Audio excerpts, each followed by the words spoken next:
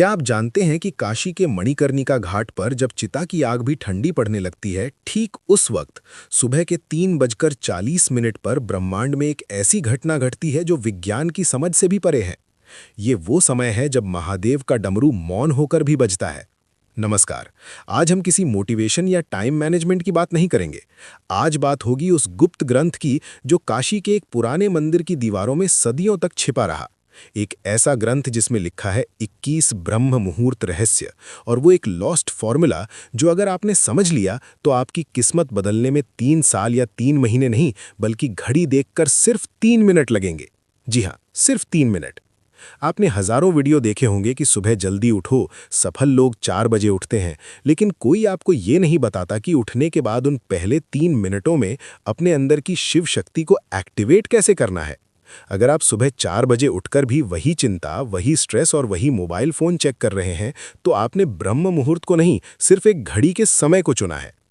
आज मैं आपको उस प्राचीन ग्रंथ का वो निचोड़ देने जा रहा हूं जिसे नागा साधु काल भेदन कहते हैं, यानी समय को चीरकर अपनी वास्तविकता खुद लिखना। हमारे शास्त्रों में कहा गया है, यथे पिंडे तथा ब्रह्मांडे, यानी जो आपके शरीर में है वही ब्रह्मांड में है।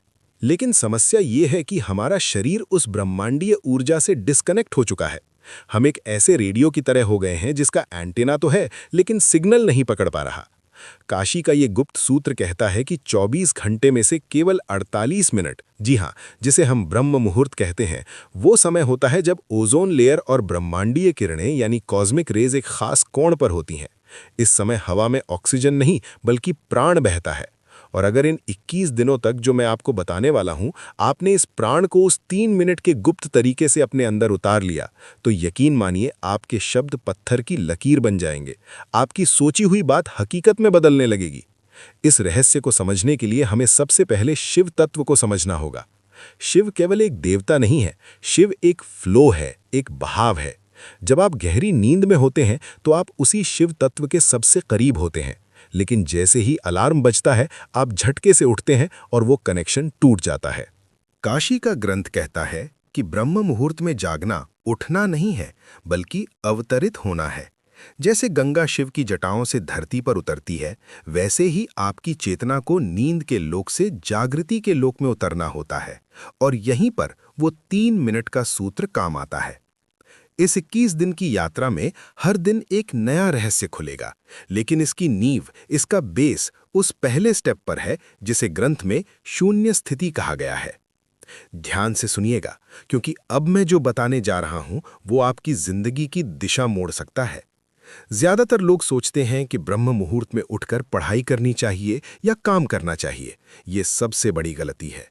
ग्रंथ के अनुसार ब्रह्म मुहूर्त इनपुट का समय नहीं है, ये ट्यूनिंग का समय है। अगर आप एक खराब गिटार पर बहुत अच्छा गाना बजाने की कोशिश करेंगे तो सुर बेसुरा ही निकलेगा।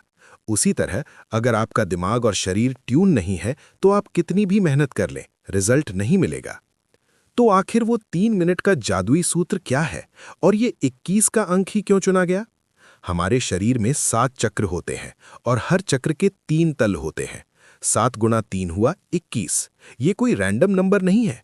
21 दिनों में हम अपने 7 चक्रों के तीनों तलों को उस 3 मिनट की तकनीक से अलाइन करेंगे। जैसे ही आपकी आंख खुले, चाहे वो 3:30 हो या 4 बजे, आपको बिस्तर से कूदना नहीं है, आपको हिलना भी नहीं है। उस ग्रंथ का पहला नियम है, स्थिरता में ही शिव है। उस समय आपके दिमाग की फ्रीक्वेंसी थीटा स्टेट में होती है। ये वो स्टेट है जहां आप जो भी बीज बोएंगे वो विशाल पेड़ बनेगा। अगर आप उस समय हड़बड़ाकर उठते हैं तो आप उस जादुई खिड़की को बंद कर देते हैं। तो चलिए शुरू करते हैं इस रहस्यमयी यात्रा को। अपने दिमाग के सारे दरवाजे खोल लीजिए, क्योंकि अब हम उस गुप्त ज्ञान के सागर में गोता लगाने वाले हैं जहां विज्ञान खत्म होता है और आध्यात्म शुरू होता है। क्या आप तैयार हैं अपनी डेस्टिनी को रीराइट करने के लिए? उस ग्रंथ में लिखा है त्रिपुरा रहस्यम, यानी 3 मिनट, 3 लोक और 3 शक्तियां। जब आपकी आंख खुलती है तो पहले 60 सेकंड यानी पहला मिनट आपके शरीर का होता है। इसे अन्नमय कोश कहते हैं। आपको बिस्तर पर लेटे लेटे बिना हाथ पैर हिलाए सिर्फ अपने शरीर को महसूस करना है। अपनी चेतना को अपने पैरों के अंगूठे से लेकर सिर के ऊपर सहस्त्रार चक्र तक ले जाएं। महसूस करें कि आप अभी जिंदा हैं। ये छोटी बात नहीं है। काशी में हर रोज हजारों चिताएं जलती हैं, लेकिन आज महादेव ने आपकी चिता नहीं, आपकी चेतना जगाई है। इस पहले मिनट में आपको आभार यानी ग्रैटिट्यूड महसूस करना है। कहिए, हे महाकाल, मुझे ये नया जीवन, ये नया अवसर देने के लिए धन्यवाद। जब आप आभार के साथ दिन शुरू करते हैं, तो आप ब्रह्मांड को ये सिग्नल भेजते हैं कि आप और लेने के लिए तैयार हैं। फिर आता है दूसरा मिनट। ये सबसे महत्वपूर्ण है। ये है प्राणमय कोश का समय। अब अपना पूरा ध्यान अपनी सांसों पर ले आएं। ग्रंथ कहता है, सांस ही शिव की रस्सी है। ब्रह्म मुहूर्त में आपकी दोनों नाड़ियां, इड़ा यानी चंद्र और पिंगला, संतुलन में आने की कोशिश कर रही होती हैं। आपको बस अपनी सांसों की गति को देखना है। उसे बदलने की कोशिश न करें। बस देखें कि हवा कैसे अंदर जा रही है और कैसे बाहर आ रही है। इस दूसरे मिनट में विजुअलाइज करें कि हर सांस के साथ ब्रह्मांड की सुनहरी ऊर्जा यानी गोल्डन एनर्जी आपके अंदर भर रही है, और हर बाहर जाती सांस के साथ आपके शरीर की बीमारी, सुस्ती और नकारात्मकता काले धुएं की तरह बाहर निकल रही है। ये महज कल्पना नहीं है, ये एक मानसिक क्रिया है जो आपके शरीर के सेल्स को रीप्रोग्राम करती है। इसे शिव श्वास क्रिया कहते हैं। और अब आता है तीसरा मिनट।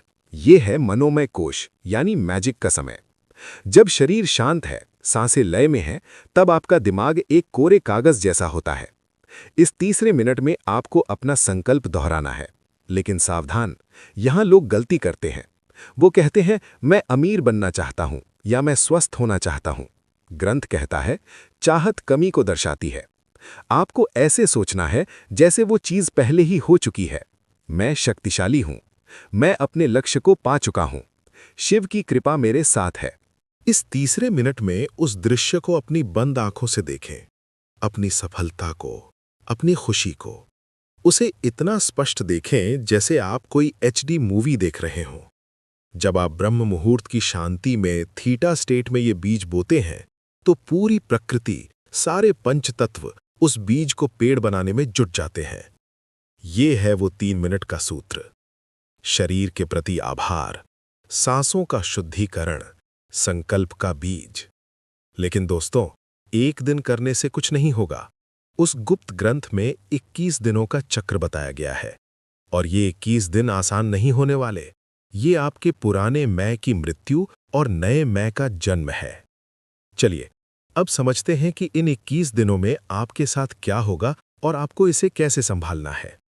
ग्रंथ ने इन 21 दिनों को 3 चरणों यानी फेजेस में बांटा है। 7-7 दिनों के 3 चरण। पहला चरण, दिन 1 से 7, विषपान, डिटॉक्सिफिकेशन। शायद आपको ये शब्द अजीब लगे, विषपान। लेकिन याद है, जब समुद्र मंथन हुआ था तो अमृत से पहले हलाहल विष निकला था, और उसे महादेव ने ही अपने कंठ में धारण किया था। जब आप कल सुबह से ये 3 मिनट की तकनीक शुरू करेंगे, तो शुरुआती 7 दिन आपके लिए बहुत मुश्किल होंगे। आपका शरीर विद्रोह करेगा, आपको नींद ज्यादा आएगी, सिर भारी लगेगा, पुराने दबे हुए इमोशंस बाहर आएंगे। आपको लगेगा कि यार ये सब छोड़कर सो जाते हैं। यही वो जहर है जो आपके अंदर बरसों से जमा था। ये आलस्य, ये प्रोक्रेस्टिनेशन, ये डर, ये सब बाहर निकलेगा। काशी का सूत्र कहता है, जो तपता है वही निखरता है। इन 7 दिनों में आपको पीछे नहीं हटना है। आपको नीलकंठ बनना है। उस तकलीफ को, उस नींद के झोंके को बस देखना है, उसे अपने ऊपर हावी नहीं होने देना। इस दौरान एक विशेष नियम का पालन करें। सुबह उठते ही अगले 1 घंटे तक मोबाइल स्क्रीन को नहीं देखना है। अगर आपने इन 7 दिनों में मोबाइल की नीली रोशनी अपनी आंखों में डाल ली, तो समझिए आपने अपने पीनियल ग्लैंड को अंधा कर दिया। ये वो समय है जब आपका तीसरा नेत्र सक्रिय होने की कोशिश कर रहा है। उसे अंधेरा चाहिए, मोबाइल की लाइट नहीं। इन 7 दिनों में खूब पानी पिएं, क्योंकि आपका शरीर अपनी गंदगी बाहर निकाल रहा होगा। अगर आप इन 7 दिनों के संघर्ष को पार कर गए, तो समझ लीजिए आपने अपनी पुरानी आदतों की कमर तोड़ दी है। दूसरा चरण, दिन 8 से 14, अघोर दृष्टि यानी ऑब्जर्वेशन। जब शरीर थोड़ा शांत हो जाएगा, तब 8वें दिन से खेल दिमाग का शुरू होगा। अघोर का अर्थ है जो घोर नहीं है, यानी जो सरल है, जिसमें कोई भेदभाव नहीं। इन दिनों में आपको अचानक बहुत सारे आइडियाज आएंगे। कभी कभी बहुत पुरानी बुरी यादें भी सताएंगी। ग्रंथ कहता है, विचारों को पकड़ो मत, उन्हें बहने दो।